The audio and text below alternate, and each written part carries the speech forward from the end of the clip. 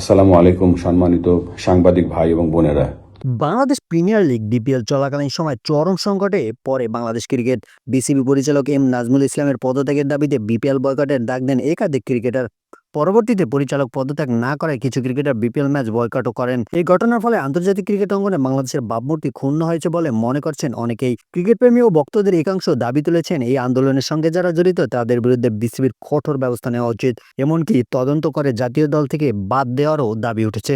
এই উত্তপ্ত পরিস্থিতিতে লাইভ এসে প্রতিক্রিয়া জানিয়েছেন বাংলাদেশের অভিজ্ঞ অলরাউন্ডার সাকিব আল হাসান। সাকিব বলেন, বিপিএল এর মতো বড় টুর্নামেন্ট চলাকালীন সময় এমন সিদ্ধান্ত অবশ্যই দুর্ভাগ্যজনক। তার মতে কোনো সমস্যা থাকলে সেটার সমাধান আলোচনার টেবিলেই হওয়া উচিত, মাঠ বয়কট করে নয়।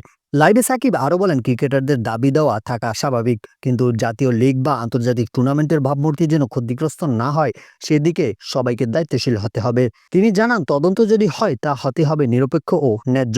কাউকে অযথা শাস্তি দেওয়া বা কাউকে ছাড় দেওয়া দুটোই ক্রিকেটের জন্য ক্ষতিকর। সবশেষে সাকিব বলেন, বাংলাদেশ ক্রিকেট সবার আগে ব্যক্তিগত বা প্রশাসনিক দ্বন্দ্ব যেন দেশের ক্রিকেটকে পিছিয়ে না দেয়, এটাই খেয়াল রাখতে হবে। এখন দেখার বিষয় বিসিবি এই ঘটনার তদন্তে কী সিদ্ধান্ত নেয় এবং ভবিষ্যতে এমন পরিস্থিতি এড়াতে কী পদক্ষেপ গ্রহণ করে।